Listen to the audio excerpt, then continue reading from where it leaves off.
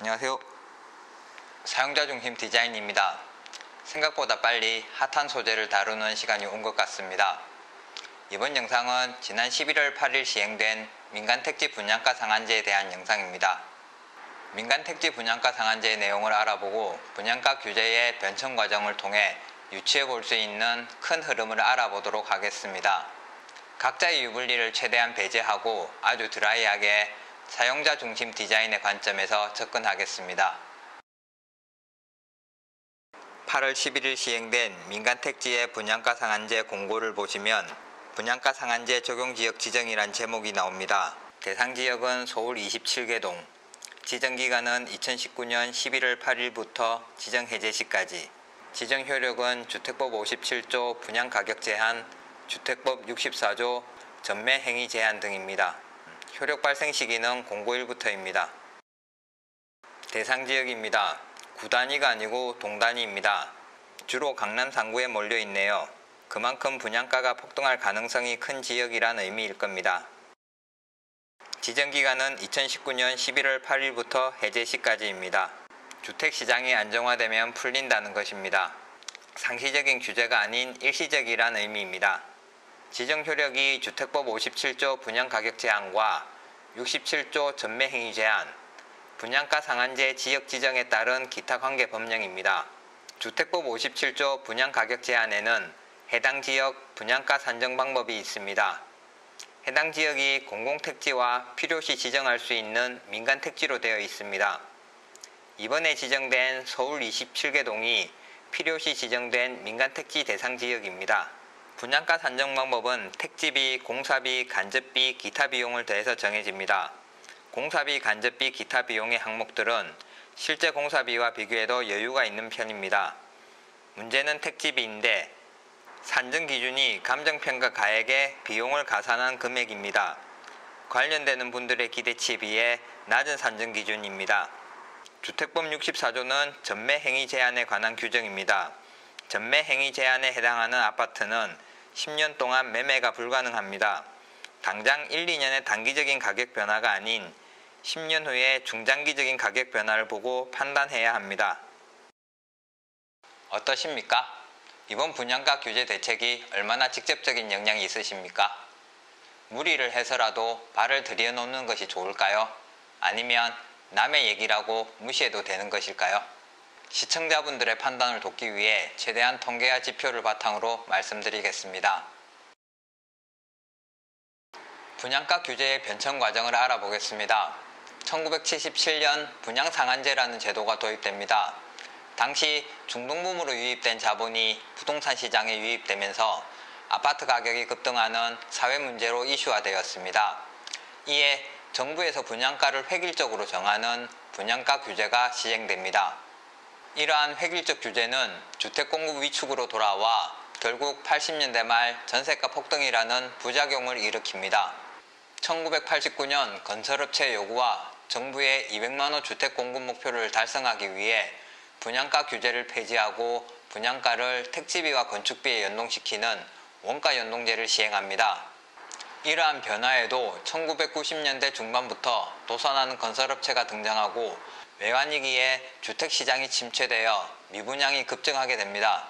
그 후 1997년 1월 강원 충북 등 4개 권역 전용면적 85제곱미터 이하 자율화, 1997년 6월 수도권 이외의 지역 전면 자율화, 1998년 2월 민간사업자 보유택지 자율화, 1998년 10월 수도권 85제곱미터 초과 공공택지 아파트 자율화, 1999년 1월 국민주택기금을 지원받는 아파트 외에는 전면 자율화로 사실상 분양가 규제가 폐지됩니다.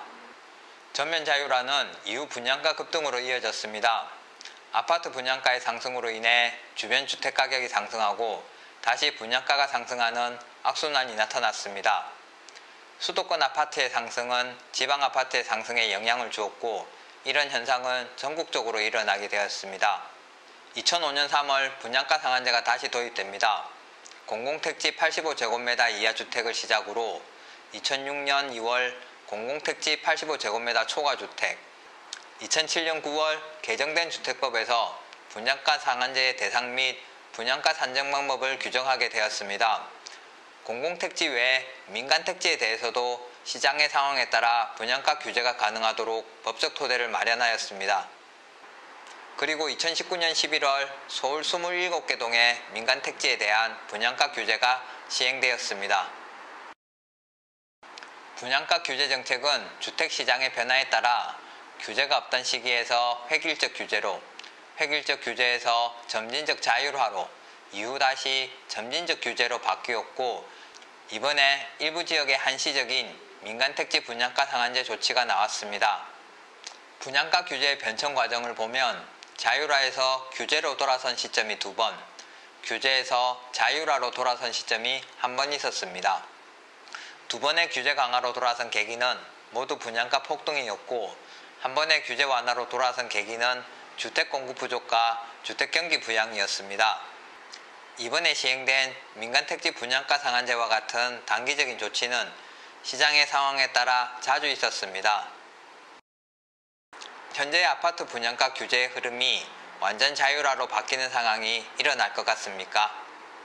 과거의 분양가 규제 변천 과정에서 유추해보면 주택 부족 현상이 나타나거나 주택 경기 활성화를 위해서 바뀌었습니다.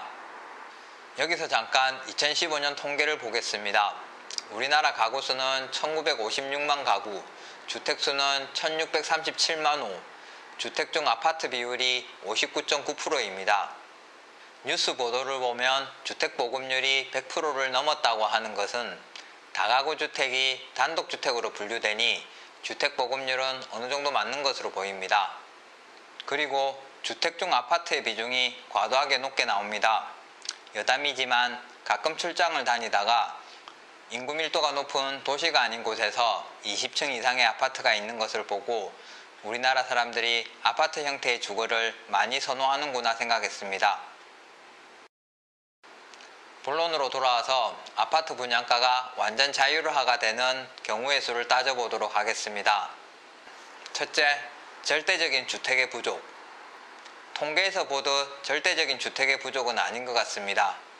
둘째, 아파트에 신규 소비층으로 유입되어 공급이 부족한 경우. 지금도 60%라는 높은 아파트 주거 비율에서 아파트에 주거하지 않으시는 분들이 신규 소비층으로 유입되어 새로운 수요가 발생하고 공급 부족으로 연결되지는 않을 것입니다. 그 이유는 개성을 중시하는 사회 흐름에서 지금도 높은 아파트 주거 비율은 점점 낮아지는 추세가 될 것으로 예상합니다. 그래도 우리나라의 높은 인구 밀도와 도시 집중 현상을 고려해보면 여전히 높은 아파트 주거 비율을 유지할 것입니다. 세 번째, 주거 환경 개선이라고 하는 노후 아파트의 재개발입니다. 재개발에 따른 일시적인 주택 부족 현상과 좀 더 나은 주거 환경으로 넘어가려는 수요에 의한 주택 부족 현상입니다.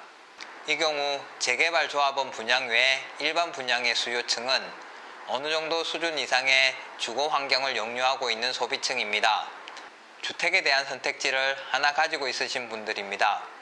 속된 말로 되면 운이 좋은 것이고 안 되더라도 아쉬울 따름입니다. 게다가 최근에 발표된 제3기 신도시를 포함한 수도권 인근의 공공택지 개발을 통해 공급되는 아파트가 이러한 수요의 상당수를 감당할 것으로 보입니다. 네 번째, 주택 경기가 너무 안 좋아서 정부가 경기 부양을 위해 분양가 자율화로 정책을 변경하는 경우가 있을 수 있습니다. 이것도 쉽지 않은 이유가 건설 분야 GDP 대비 투자 비율의 점진적인 하락과 경제 전반에 건설이 차지하는 비중의 하락 등 여러 가지 경제 지표에서 국내 건설 시장이 선진국형 시장으로의 진입을 예측하고 있습니다. 신규 건설 시장은 줄어들고 대신 유지 보수 시장이 부상할 것으로 보입니다. 주택 시장도 이와 같이 할 것이라 예상됩니다. 단 하나 남은 경우의 수는 주택 시장이 아파트 분양가 자율화가 되어 외부의 규제가 없이도 거품없이 보편적인 시장의 룰에 따라 굴러가는 경우입니다. 아주 이상적인 상황입니다. 과거 분양가 규제 변천 과정을 비추어 보면 현재의 분양가 규제 흐름에서 완전 자율화로 바뀌는 현상은 주택 시장이 안정적으로 유지되지 않는 이상 힘들지 않을까 합니다. 이상으로 민간택지 분양가 상한제의 내용과 분양가 규제의 변천 과정을 통해 유추해 볼 수 있는 큰 흐름을 알아보았습니다. 민간 택지 분양가 상한제에 대한 과장된 보도나 정치색을 끼고 얘기하시는 분들이 계시다 보니 최대한 객관적인 사실에 기초해 전달해야 된다고 생각하였고, 그러다 보니 내용도 길어졌습니다. 최초 기획은 짧은 영상 하나로 소개하려 하였으나 부득이하게 2편으로 나뉘게 되었습니다. 다음 주 월요일에는 부동산의 가치 측면에서 바라본 분양가 상한제를 다루도록 하겠습니다. 영상이 마음에 드셨다면 구독, 좋아요 부탁드립니다. 시청해주셔서 감사합니다.